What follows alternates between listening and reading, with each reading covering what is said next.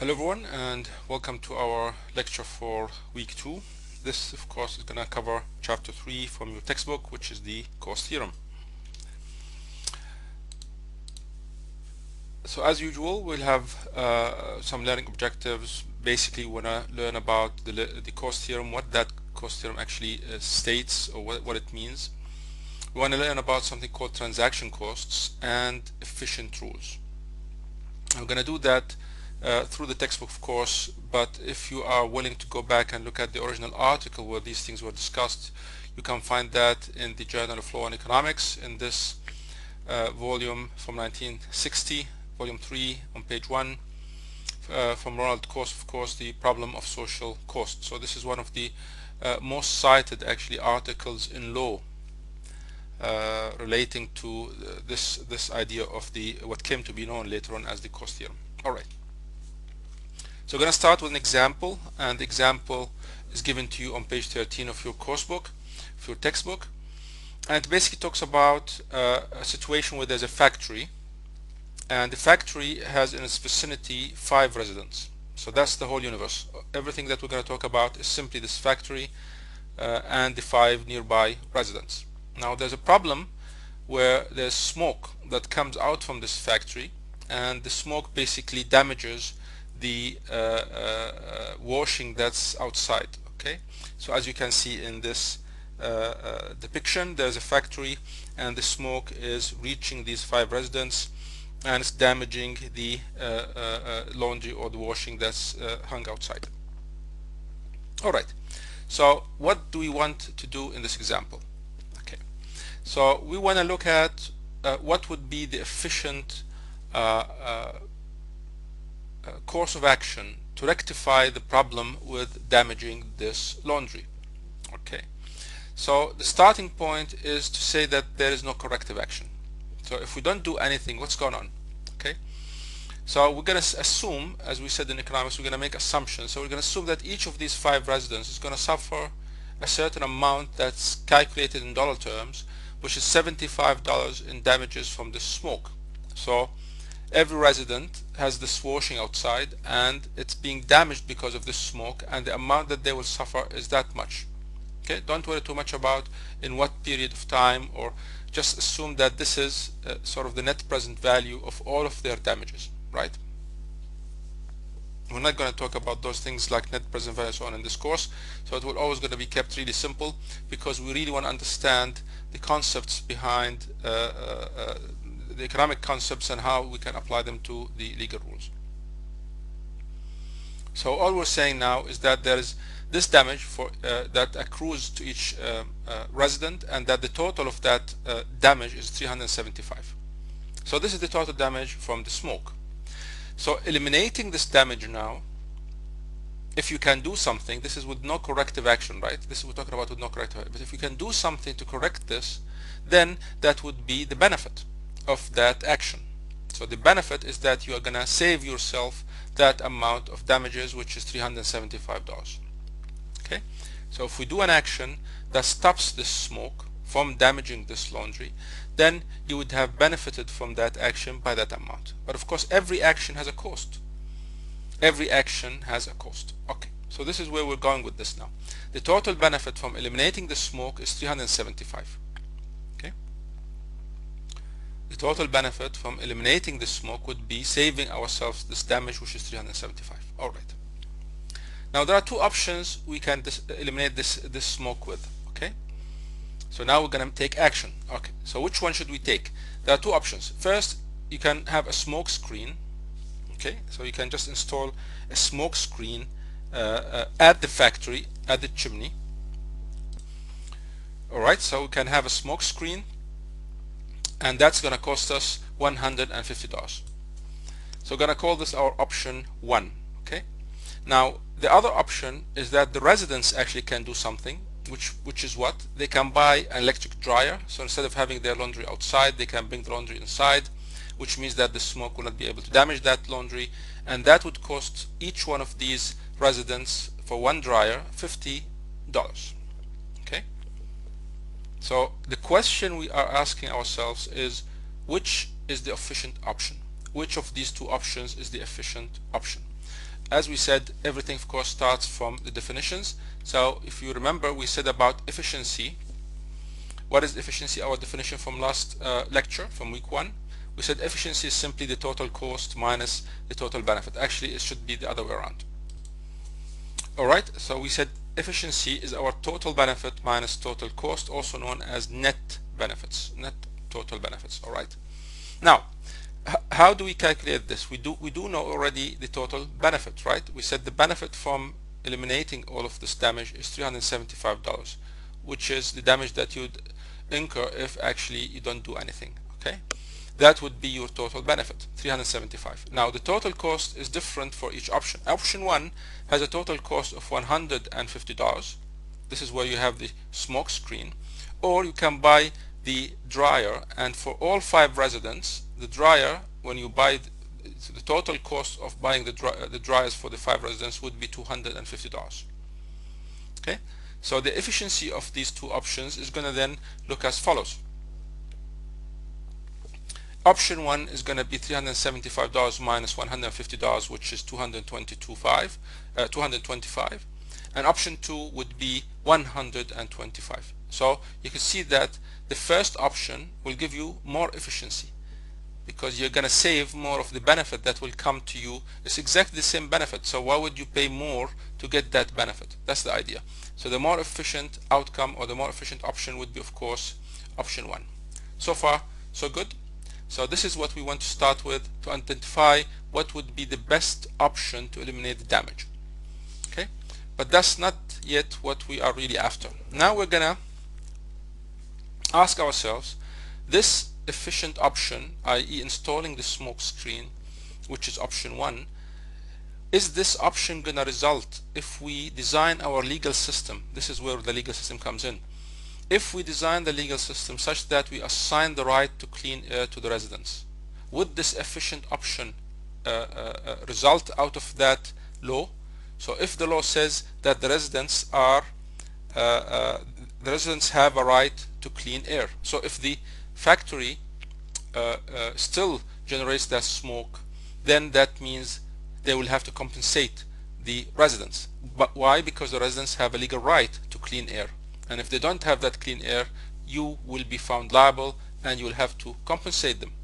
That's what we mean by having a law or a legal system that says that we will assign the right of clean air to the residents. The alternative view, of course, is that you could have a legal system where the right actually is to pollute. So the factory actually has a right to pollute. So they cannot actually stop the factory from generating the smoke.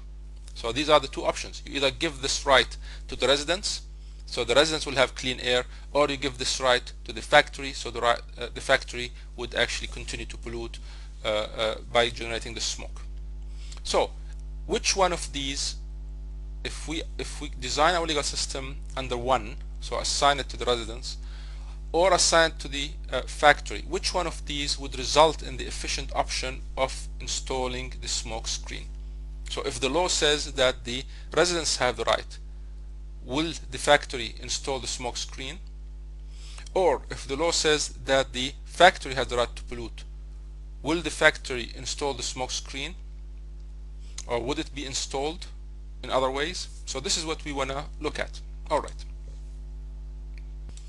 So under this first possibility, that we assign the right to clean air to the residents, the factory has 3 options. So the right is not with the factory. So the right now is with the residents. What is the factory going to do? So the factory could continue to pollute, but now because the right is with the residents, they will have to pay the residents $375 in damages. The law says so because the residents have a right to clean air. Or they can have another option, which is install a smoke screen for $150. And the last one, of course, is that they go ahead and purchase 5 dryers to the residents at a total cost of $250. So they go and buy these dryers and say to the people, well, you can take your laundry inside, and that solves the problem. So of course that wouldn't work still, because they have the right to clean air. You could argue about that, but let us assume that's one of the options. If you look at just this, that the factory has these 3 options, you could pollute and pay $375, install the smoke screen and pay $150, or purchase the 5 dryers for 250. Which one of these would you choose? Of course you would choose the one that is gonna give you the lowest cost. So the best option for the factory is to install a smoke screen for $150, which is what? From what we said earlier when we discussed the efficiency of the options, remember, we said that this is actually our efficient outcome. So this basically says if we design our legal system to give the right to clean air to the residents, then the factory is going to choose the efficient option or the efficient outcome in this situation. So this is an efficient law because it's going to lead to this efficient outcome. Alright, let's look then at the second law or the second possibility.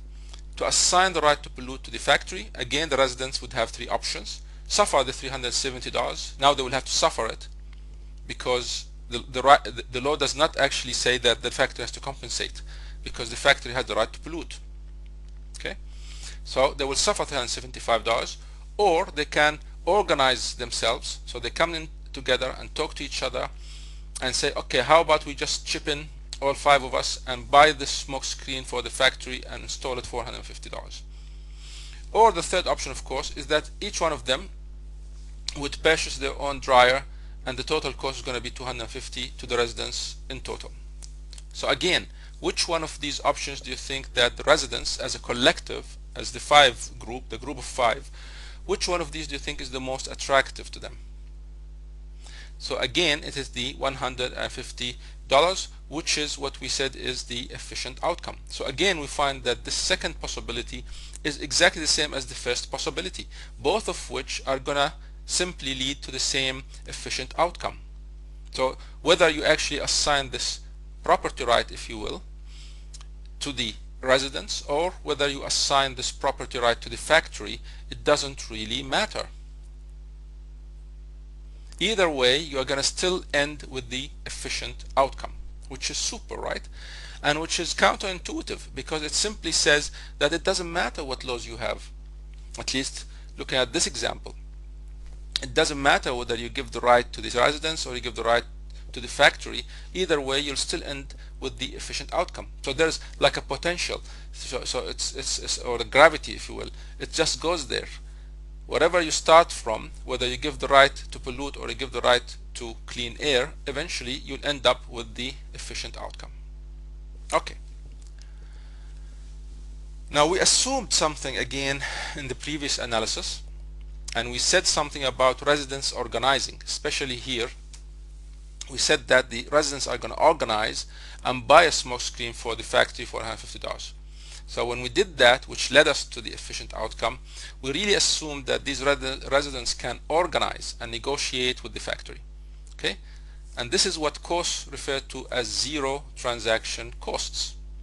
The transaction costs include things like the cost of identifying the parties, or the cost of bargaining, or the cost of enforcement. Okay, so in this situation, when you have zero transaction costs, if you are an engineering student, you could think of it as a frictionless world. So there's no friction. Okay, in this situation, it will not matter which initial condition. It doesn't matter which law you choose to adopt. It doesn't matter whether you give this right to clean air to residents or right to pollute to factory. Either way, you end up still with the same efficient outcome, which is the installation of the smoke screen. So this is the simple version of the cost theorem. Okay, now, so the general principle that we take out of this, which is the first sort of version or the simple version of the cost theorem, if there are zero transaction costs, so the residents can organize without any costs, so they can organize and find each other and sit and talk and discuss the outcomes, and they all agree, and then they talk to the factory, and then they have the same outcome with the factory, and the factory agrees, and then they go ahead and install it. All of this we're assuming is at zero cost, which is, of course, as you can see, a bit unrealistic, but it helps us understand what will happen now once we introduce the transaction costs. Alright, so in this frictionless world, or this world with zero transaction costs, we say that the choice between a right to clean air or a right to pollute will affect the distribution of income, which is what we talked about in the first lecture. We talked about as equity. Okay. Now that means what? That means that the money, who pays for what, okay, is still gonna depend on which law you choose. If you give the residents the clean air, then it's the factory who has to pay. If you give the factory the right to pollute, then it's the residents who will have to pay, which is not equitable. You see, the distribution of income there is not the same, even though there's zero transaction costs. But as we discussed in lecture 1, and as we will see in chapter 18, we actually decouple or split the analysis of efficiency from equity, because we're saying that the choice of legal rules should actually depend on efficiency, and later on whatever inequitable, if you like, consequences come from those rules can be adjusted or can be rectified through the tax system and through the welfare or transfer system. Okay, we'll talk more about that later on. And again, if distribution is not desired, like in this situation here, because we assume that there is zero transaction costs, we can simply transfer the amount that would make things equitable from one party to another. So remember, in our first lecture we talked about transfers between the dean of the Stanford Law School and the author of this book, Mitchell. It's the same thing here. If that's costless, then there's no problem with equity. Whatever changes that happen in the income, in distribution of income, later on could be transferred back so that we come back to the equitable distribution, if it's like 50-50 or 60-40, whatever it is, but it's costless. So again, there's no problem if there is no transaction costs. All right. Let's then go back and look at where there is positive transaction costs. They are not zero. Let's assume now it costs each resident $60 in order to organize. So in order for them to organize, i.e. bargain with the factory and get to the efficient outcome of installing the screen, they will have to actually pay $60 first each. Alright, so how is that going to affect our calculations? So again, you see that they're going to choose, again, if you assume that they will have the right to clean air. So again, we're going back to the first possibility. This is the law. We're going to design our law such that the right is going to go to the residents. Then the factory still is going to install a smoke screen for $150 because they are not affected by the cost that will be incurred by the residents if they choose to organize. The factory there's only one factory. There's nothing to organize, so they don't have any transaction cost involved, and still they get to the same efficient outcome as before. Now, what would happen now to the residents if we design our laws such that it's the factory who gets the right to pollute? Still the same three options, except that the middle option, option B, has now added cost. So it's not only the $150 that you would have to pay to get the screen the smoke screen installed, but you'll also have to pay for the cost of organizing, i.e. bringing these residents together and formulating a strategy or an outcome. And that's going to be 5 times the $60 that we talked about. Okay, so this means now this became a very expensive option. Okay, so which one of these is now going to be the one adopted by the residents? The residents are going to always adopt the option that's the least expensive, right? Because they all will give you the same benefit, which is simply to reduce the or to eliminate the damage coming from the smoke, which is $375. So they're going to choose option C now, and option C is not the efficient outcome as we discussed at the beginning of this example, because we looked at all the 3 possibilities or 3 options that would happen relative to cost, and then we had the benefit of $375, and we looked at the 2 options of having the smoke smoke screen and the option of the dryers, and we found that that smoke screen option is the efficient one. Because now we added, which is option B here, but because we added this cost of organizing, so transaction costs are not zero anymore, they are positive. Now this option became expensive, so the cost became higher than what it used to be before, and it's not the minimum anymore. So the lowest option now, the lowest cost option, would be the third option, option C, to purchase the 5 dryers. So what do we get out of that? So this is the general statement of the cost theorem. You will find other possible statements of this theorem. Of course, the first assignment is again about the cost theorem, so I hope that you will also have some further research, and you'll find a lot of stuff on it everywhere. But this is the statement that we're going to give you here, which is the one that you have in your textbook. If there are positive transaction costs, namely that they're not zero, the costs could be either zero or positive, right? So if there are positive transaction costs, the efficient outcome may not occur under every legal rule. So this is what we saw in our example. So the positive transactions were the $60 that every resident had to pay. The efficient outcome of installing this smoke screen may not occur, because now under the first option of giving the clean air right to residents, you will get the efficient outcome. But if the law says that it's the factory who has the right to pollute, you will not get that efficient outcome, i.e. the residents will not actually install the smoke screen for the factory. Instead, they will buy each a dryer and put their laundry inside. So in these circumstances, the preferred legal rule is the rule that minimizes the effects of transaction costs. So the preferred legal rule, when we talked about it under the right to pollute, was what? It was the idea of buying these dryers, the 5 dryers for the residents. That would be the preferred legal rule, although it's not the efficient rule. Okay, because why is it the preferred? Because it minimizes the effect of the transaction costs, which is the $60 that every resident had to pay. All right, that ends then our lecture for today. And again, a reminder that next week I'm not going to actually record anything specific about any new lectures, because I want to give you the chance to start actually working on the assignment, please. And as usual, I'm available. If you have any questions, just let me know, or make an appointment and we can discuss your assignment as well. And we'll be talking to you again soon.